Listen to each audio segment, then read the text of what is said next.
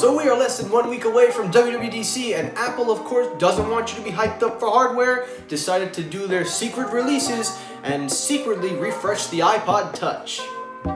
And what's the problem with that?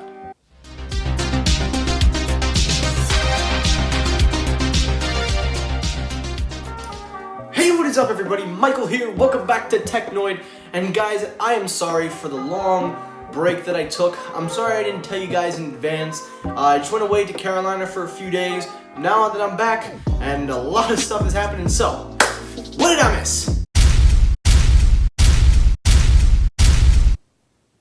Okay then.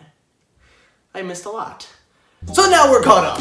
So let's get right into it. So first story of the day, obviously happened yesterday, but we're going to talk about it today in today's video. The iPod Touch got a nice refresh. Now, I'm going to disclaim right now, I'm about to piss a lot of people off, and I don't care.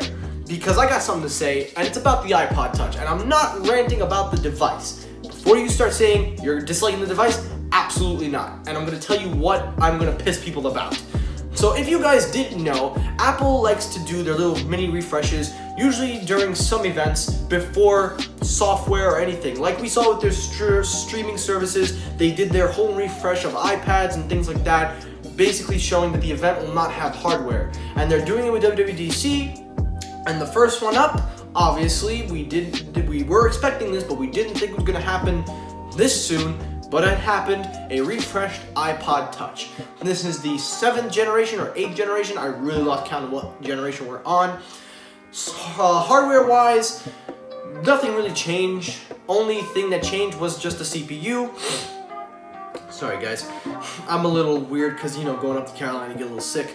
But the A10 Fusion chip is now in the iPod Touch. There are some few things that are also brought in, AR capabilities, group FaceTime with the 10 Fusion, and of course that's about it. Now, everyone out there is complaining that the iPod is not a necessary product, and that there's no point. And YouTubers like Talos of Tech, a couple of other YouTubers are expressing their opinions and saying that the iPod it doesn't make sense. That is where I meant when I'm gonna piss people off. The 0% of people that are complaining, well, not the 0%, but to those people complaining about the iPod Touch, shut up. Like, are you really gonna complain about a product that really kind of headlined into Apple's big success? The iPod is pretty much the last Apple product that really honestly gets people into Apple. It's the only device that's $200 that gets you into iOS. But ultimately, that is not a product for you. There is a market, there is a strategy that Apple is doing. There's a reason why they refreshed it, not just to support iOS 13, but also say, look, there's a market for people that want a little handheld device without a phone or anything. And you know who those people are? Kids, children, probably parents that want to get their kids something to keep them timed. You can play games on it, you can also listen to music, and most of all, it's a small device. Kids will always love that. I was a kid. I grew up with the iPod Touch. I had the 3rd generation, the 4th generation, and my last one ever, the 5th generation. Unfortunately, that broke into pieces. But the point is, I grew up with the iPod Touch, so I'm not mad by this. I'm happy that Apple decided to refresh the iPod Touch for children. I think the people that are reacting, you're taking this way too far. You're acting like you're gonna buy it, but you know deep down, you're not buying the iPod Touch. So why are you complaining about a device like that? That's not a device for you.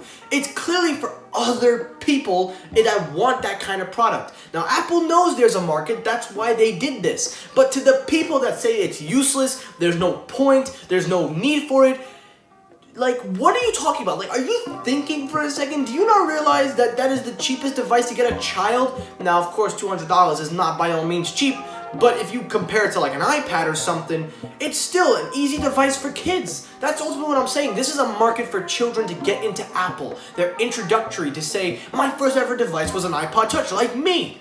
So I don't understand what people are bashing and calling names and saying things about the iPod Touch just because Apple put an A10 Fusion, saying, oh, we didn't get Touch ID, there's a 4-inch screen, it's got a headphone jack still. Like, are you really, like, do you really think I'm stupid? You know deep down you're not buying the iPod Touch. So you should shut the hell up and let kids enjoy it. And even if there is a market out there, just let them enjoy the iPod Touch. To the people that are complaining, you know deep down you have zero intentions of buying that device. So Case in point, stop talking crap about it and just let them enjoy it.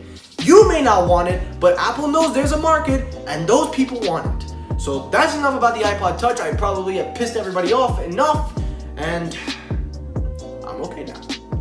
So, story number 2, Huawei seems to be kissing ass with Apple. So, ever since the whole ban Huawei, the situation's gotten worse and worse and worse, and right now it doesn't look like they're going to go anywhere because SD cards, Intel, modems, everything is being stripped away.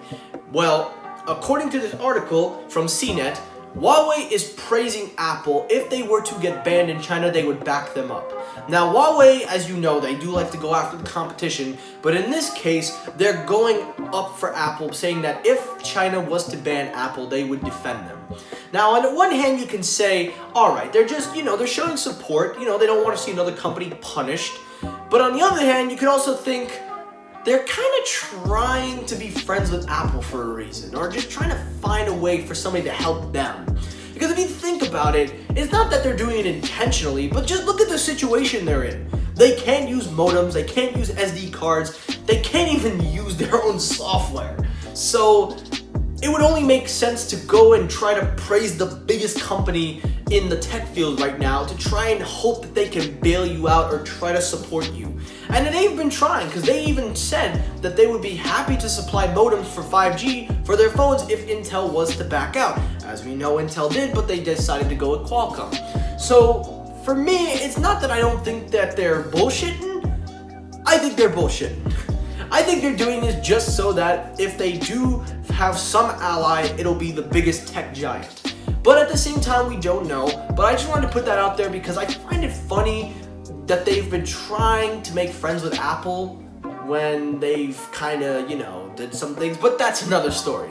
And that's it for Technoid. So guys, thanks for watching. I really hope you can forgive my absence. I'll definitely be back on the grind tomorrow. I promise. The long-awaited Sony's MX whatever versus the Bose QC35. I did the comparison video and I'm going to do it. I'm hoping to do more headphone reviews because I noticed a lot of people are starting to take notice of my reviews and you guys seem to like my opinion. So I'm going to try to get as much headphones and I'm going to try to review them to bring awareness to some that are probably you didn't even know, to budget ones, to premium ones. I'm going to try to do my best to review also not just headphones but other products in the future.